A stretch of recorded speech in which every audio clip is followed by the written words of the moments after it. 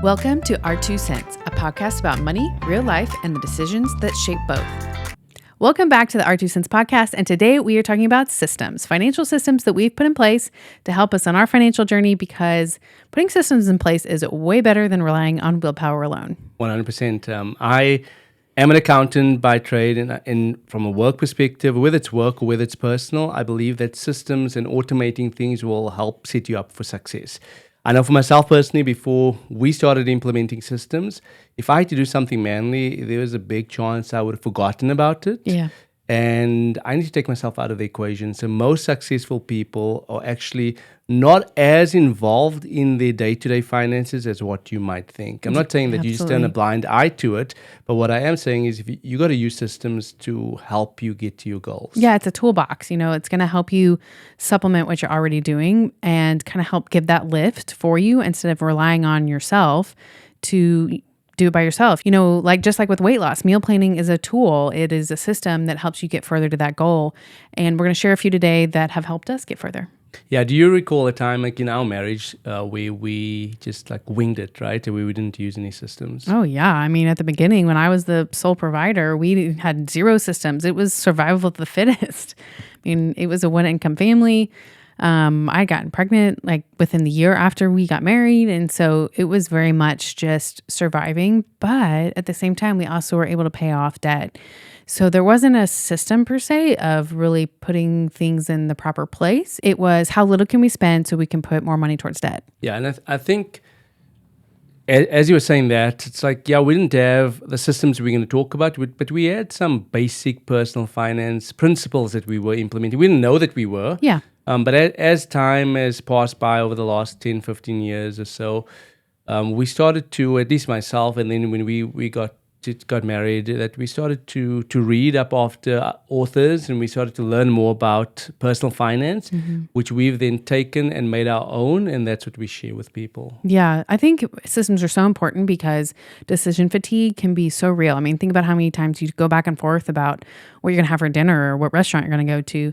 When it comes to your money, when you don't have a set system backing you up, you have the decision fatigue of, well, am I going to move this here, or is this my financial goal? And it's just kind of this back and forth step. And one time I remember also, because we didn't have a system in place years ago, if you forget to make a payment, you could go into overdraft. And Yeah. I remember that time we went into overdraft. I was going to say, did we go into overdraft? We did. Oh, okay. And then you told me to call the bank.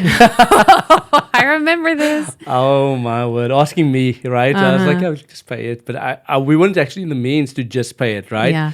So I picked up that phone and I called the person, and they waived a portion of the fees. Not everything, but to me that was a win, because my personality at the time was just go with the flow. I don't want to, even though Risk averse. Non-confrontational. I've grown a lot Yeah. now, right? I think once I hit 40, I became more bold. And so now I can actually address those things. But back then, I honestly didn't want to step up and make the phone call. And being the husband, I needed to do that, right? And it helped me. It showed me that, wait a minute, I can speak to these people. And we got some of the money back, but we didn't have a system. As a result of not having a system, we went into overdraft and we had to pay a fee. As I was reading over my notes today, I kept thinking about the correlation between losing weight and your financial goals. Like when you're trying to lose weight, air quotations, if you're not watching this, you don't have a system behind you, you just fail because you're trying to be disciplined. It's the same thing with not having financial systems. When you're trying to be disciplined with your money, but there's no system behind it, you're just going to wander aimlessly. Yeah, I agree. I think another thing that's important when you don't have systems, or for us personally, our budgets just didn't seem to work, because it always felt like we were spending too much. And we got to the point, early on in our marriage, I started out, again, accountant, budgeting. I tried every budgeting app. I tried all these things, but we didn't have systems. And I'm like, oh man, we always going over. Yeah, and then you just quit. You just quit. Because it's well, it's not working, so might as well just not do it. Yeah, and you're forced into for this category, I need to be spending 20%, and it wasn't realistic, right? Because of where we were in our journey at the time. You were the sole provider for our family, but we tried to fit into what, again, society says, that you should only be spending a certain amount. Again, no system, so every month, I felt food, which was a necessity. We weren't eating up, but we were going over, and then you feel guilty, and then you just quit. This budgeting thing just doesn't work. Yeah, and systems will help create Consistency. We've talked about in our financial goals, consistency, those little steps, those incremental steps is what's going to get you to your final big Mount Everest goal. It's the same thing here. Without a system, you don't have the consistency. For us, automation is huge. The less we have to deal with things, the better. So that consistency of putting money aside into our travel sinking fund, of putting money aside into our investments, it compounds and it grows, faster than you can even think about when your kids are now 18 and you've been doing it for years now, and that behavior has created consistency across all your financial life. And with consistency comes habits, and eventually you start doing things on autopilot, right? Like we mentioned about in a previous episode, driving to a place and you just arrive there. It's about repetition. Yep. Repetition, like to us, it's normal to see our savings account or our travel account and these things just grow. And we're not even thinking about it. And then when a trip comes up, like the money is there, but it's not just automatically there, like it just magically appears. We've put things in place which positions us to be able to do these things because of the system. Yeah, it's a domino effect. So let's talk about what we do. So first and foremost, the check hits the bank account. We have three main areas. This is not three main areas where we transfer money to. First is giving. That's first and foremost for us is giving. So we transfer out the money that we are giving. We transfer out the money that we are saving, and we transfer out the money we are investing. And all of those are automated. The next thing would be a system, which it doesn't feel like one, but is a monthly check-in. Yeah. Having a monthly meetup or biweekly, whatever works for you with your spouse is so important as a married couple. Yeah, and so if you're married, I encourage you to have a monthly meeting. Maybe in the start when you're trying to take control of your finances, if it's a brand new thing to you, you might have to do it weekly. Yep. Just so that you can get into the rhythm and to make sure that you're on the same page. If you're single, have a coffee date with yourself, right? But you need to be owning your finances. You need to know where you are with regards to your income coming in, your expenditure going out, what your goals are. You need to have these checkups. And as you put things in place, the meeting will become less frequent, so you don't have to do it on a weekly basis. It could get to a place where it is a monthly checking. But even though we might have a monthly checking, throughout the month, we are actually checking in without us knowing, right? So if there's a purchase that's going to come up, or there is something like we want to travel to a particular place, we are having the discussion. So throughout the week, like, hey, this happened, or I'm going to do this. Is that cool? And again, we're not seeking permission from one another. We are a partnership. We love one another. We are one, right? And so my money is her money, and vice versa. But we have constant check-ins. Yep. But there might be the major monthly check-in, but throughout the month we are talking about keeping finances. Updated for sure. Saving systems. We have an emergency fund that is in a high yield savings account. We have the sinking fund for our travels, and we also have our investments and our big expense fund. So savings and being strategic with your savings and sending it out into multiple or different accounts. We have a bank that we love that you can have different envelopes, virtual envelopes to save for things, and having multiple sinking funds. That's a system. Yeah, I think Dave Ramsey is famous for speaking about the envelope system, where you go and get cash and you put it into these different envelopes and you spend out of it. We are more digital. Yeah, more flexible. More flexible in the way we approach things. And so we've got this amazing bank. And again, DM us if you want more information on the bank, where you can have as many savings buckets as you want. And we automate into those different buckets. And so that's key. It's being able to clearly demarcate. So we don't have to track it in a spreadsheet with regards to travel fund. How much money do we have? We can log into the app on our phones and we can see this is how much we've got available for that particular goal. Yep. Another area with regards to, which you touched on, was sinking funds. Sometimes people think of it as just for these big goals, right? But you could have a sinking fund for expenses that occur on a quarterly basis or an annual basis. Yeah. Car registration. Your HOA. You shouldn't find yourself in a position when it's time to pay your car registration fee where you don't have the money. If you know it's going to happen every 12 months, you could be setting aside whatever the amount is divided by 12 and then automating the transfers into that account on a monthly basis. HOA, you name it. If you've got your kids' tuition, if you pay tuition. Sports fees, and you know there's an annual fee, you know what it is. Mark it on the calendar, but then backtrack to where you are today and see within your budget or spending plan whether or not you can start transferring funds over into that particular account. Yep. So when it's time to pay, you've got the cash in hand. Yep. And then the big question people ask, what about budgeting? Isn't budgeting what's supposed to fix everything? No. So, I mean, a spending plan, we like using the term spending plan because we feel like budgeting is looking behind what you can't spend on. It's restrictive. Spending plan is looking at what do you value? What's most important in your life? Of course, you have fixed costs, things like your mortgage, your rent, your utilities, those things. But then when whatever the leftover is, that your discretionary income, a spending plan is, hey, we can put forth $100 a month to be able to travel in the next year in our sinking fund. And those are the exciting things that we like including in spending plans. So yeah, on that also, like, I think two things that you mentioned was like the restrictiveness. For me personally, the budget was a bit too restrictive because, again, like I touched on earlier, so we went over in food and you just feel guilty. Yeah. And you feel like it's You're not like, working. I passed the line. It's never going to work. And so just like try again next month and it doesn't work and it's just restrictive. Whereas if you've got your goals, Right.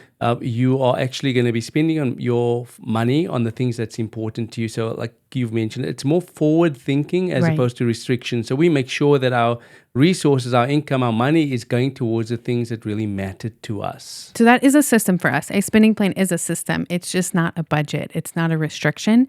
We align it with that's the money we're spending. It is a spending plan. So we're aligning it with our financial goals for the year and seeing them work alongside each other, your financial goals alongside your spending plans, and making changes and being flexible when your spending plan changes. If there's a medical issue in that the year and you're going to have to pull back on travel and you're going to have to put a lot more money towards medical bills, that is the great thing about a spending plan is it's meant to go with the ebb and flow of life. I agree. I think it's amazing. It's changed my personal finance walk because before that, again, accountant guys, I'll say it over and over, I just didn't like looking at my personal finances because I just felt... You and the rest of the country. I just felt that it was it was too much, right? I wasn't taught how to manage money. I was taught money comes in, you spend it, YOLO, right? Yeah. Or generosity is key. So if I didn't empty my bank account out at the end of the month, I wasn't helping people. But I wasn't focusing on what was truly important. I wasn't focusing on the goals. Right. But that's where the spending plan changed things for us, where my money is going towards generosity. It's going towards paying off debt. It's going towards all these things, but on an automatic basis. Yeah. So let's talk about a few things that anyone can start, simple steps that we have implemented that we would suggest to any of our clients. So let's start with a weekly money check-in, like we talked about. Separate savings accounts for your different expenditures and in a high yield savings account. Another thing we like to do is he/she money, which we've mentioned before, kind of controversial, but we each have a checking account that we send money from our main bank account to separate checking accounts, which we both have visibility. He has visibility to mine, I have visibility to his, to spend money on things that we value as individuals, which could be different than what we value as a couple and as a family. So for me, I love spending time with friends, going to dinner, going to concerts with friends. I love doing with family too, but when you need a girls' night out, that is what I spend that money on. I don't really buy a lot of clothes. You might see me wearing the same shirt in every podcast because my focus is travel and being able to make memories with friends and my family. And for you, I like buying software. he likes buying more technical things, computer-based, so that is another thing that we do when it comes to our sinking funds or our spending plan is we set aside money in separate bank accounts that we can each have to spend on the little things in life that bring us joy. You want to talk about the other two? Yeah, so one of the big ones for us is the automation side of things. Yeah. And so I'll just explain real briefly. If you've not heard this concept, you might have heard us talk about automation, but what does it actually mean, right? And so my salary, Brittany's salary gets paid into a checking account at a particular bank. Once it hits that account, a few days later, money goes out automatically to our high-yield savings account. And just as she mentioned, the institution that we use, we've got several savings accounts at this particular institution. So the money comes in, it goes towards, in that case, savings. It can go towards paying off debt. It can go towards investments, but it's happening automatically. Automation, you might be thinking, it's going to take a lot of time and effort, maybe initially once you're setting it up. And in fact, you actually are doing it when you are, whether paying for a subscription, you might be using your credit card. That's automation, right? Because you don't have to go in every month and make the payment. Yeah. You might say, but I'm concerned, what if I if something happens, what if I don't get paid, and all of a sudden, like the overdraft situation. I would suggest that when it comes to automating these transfers, maybe do it a day or 2 or 3 days after you know that you're going to get paid, because just in case there's a delay from your employer paying the money over, you don't want to have your debit order for your mortgage run on the day that you expect to get paid. Yeah. Right? So maybe set it up a few days later and then have the money go out, because that way you can be in a position where you are rest assured that the money is there and that it's going to be able to go into the right, whether it's to your savings account or to your mortgage or whatever account you're trying to automate the transfers to. It is essential. Yeah, absolutely. We're talking about transferring to pay off debt. One thing that I did recently was just plan out, we do have a debt that we are paying off outside of our house. And so there is a monthly pool for that debt. But then in fluctuation with our paycheck dates, I've also set overpayment. So, in trying to pay off that quicker, I have set overpayments through the end of the loan. So we have the main payment come out, overpayment come out, and I have those set, for the rest of the year until the loan's paid off, to help, get us there faster. Mm-hmm. And then the next area is having financial goals, right? And I know we've touched on it in different episodes, but have one clear financial goal that you're going to start with. Yeah. I think it's key once you start channeling your resources towards that goal, and when you accomplish it, it's going to change your life, guys. Like, it's helped us. Like, we've got all these goals, but as you see on an annual basis that you're able to tick it off, like we accomplished that, a large attributor to that is the systems. Yep. Because again, we've mentioned this, where we don't eat out all the time. We limit our eating out because we've got goals. Like, I love what you shared on a different episode, where the kids wanted ice cream again at Brahms, Mm-hmm. right? We like Brahms in this house. The three of you do. Yeah, the birthday cake milkshakes, right?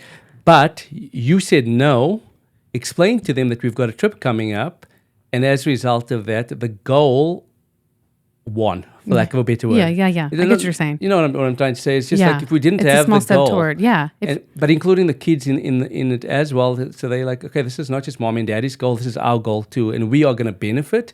And so based of that, the kids were okay not getting Brahms. Yeah. They had a full understanding of what we're trying to achieve as a family, which is this upcoming trip. And they were into it. They collectively, okay, oh, that's our goal as a family. Well, they got money recently for doing some work for a family member, and we were having a discussion about spending it. And they were like, nope, we're going to save. We are understanding what's coming up, and we want to be able to have that money to spend, on our trip.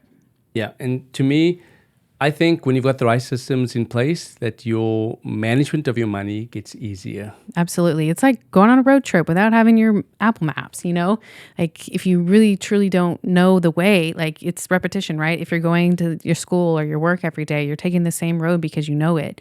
If you don't know how to get there, you got to start somewhere. Mm-hmm. And without systems, you're not starting anywhere. You're just kind of aimlessly wandering and trying to reach the end destination that you've never been to before. Yeah, it's like driving north, right? But you want to end up in Mexico, in Texas, right? You're never going to get there. So without having a system in place, you are not going to get there. Or occasionally you might achieve a goal, but with the right systems, you are going to find yourself in a position where you're going to be, like I said, ticking those goals. Accelerated. Yep. You'll be knocking off more goals, and you'll expand your goals, and you're going to be able to enjoy life a lot more. That's my view. That's my 2 cents, right? That's your 2 cents. So to end us off, I have a 2 cents question. What is your 2 cents on brunch? I like brunch. Okay. I like brunch. It depends on where we're going to go and have the brunch. Yeah. I think not every brunch Yes, place is favorites. the same. Yeah. We discovered one a few weeks ago, and hey, we are off on Fridays, and so we have like date day. We're not always able to do date night, and so we found a place a few weeks ago, and I enjoyed it, right? Yeah. I'm a big fan of brunch. I mean, you know that, but now all of you out there know that. I could eat brunch every day. I love the coziness of the breakfast and the bacon and eggs and biscuits sometimes, and so glad we're on the same page about that. Me too. Well, we'll catch you next time on the Our 2 Cents podcast.